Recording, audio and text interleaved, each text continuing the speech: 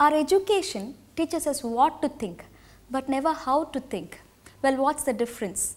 What to think is you're not supposed to have jealousy, you're not supposed to be sad, you're not supposed to have stress, you're not supposed to have sexual urges. What happens when you're only taught what to think? The next time you have jealousy, you're likely to suppress it and behave in acceptable ways. This is very important. What to think is important because it maintains social balance. It culls antisocial behavior, but then it has a downside too. When you're not taught how to think, what happens is that you lose your individual peace. You're constantly losing yourself in the battle to be all the acceptable things. Now, let's take an example, a real life example.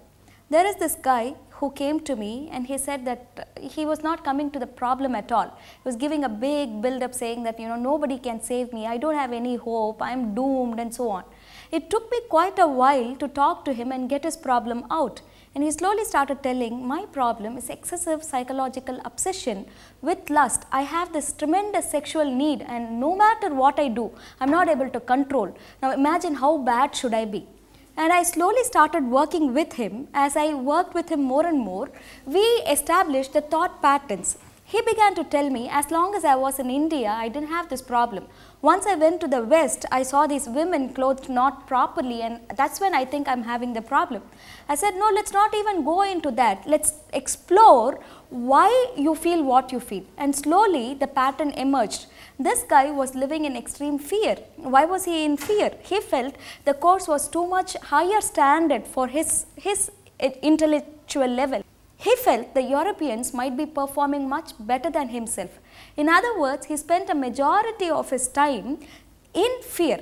Now there is a strange relationship between fear and lust. This experiment, it's very interesting.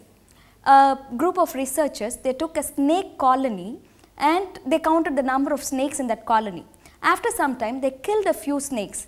After a few months, they went and counted the number of snakes. Now logically, the number of snakes in that community should be lesser.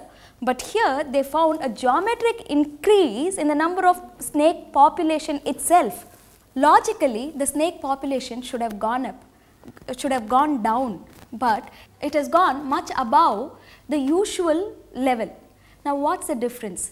We, the biological organisms, are programmed to reproduce when there is fear.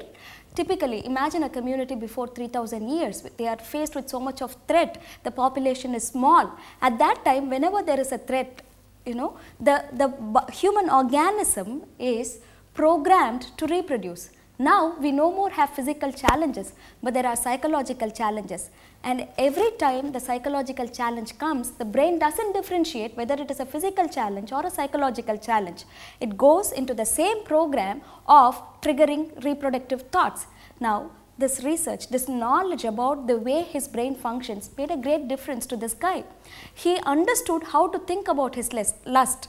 It's not about what to think about his lust, it's about how to think about his lust. And he was able to find out alternate ways to deal with the way he thought about his friends, with the situations that he was facing. Now, you, the viewer, you could be very successful. You're looking at a career in abroad, or you're looking at a different life situation, you're looking at marriage. But my humble request for you would be to invest your time in knowing about yourself, in exploring your blind spots, in equipping, in learning this great art of how to think, the art of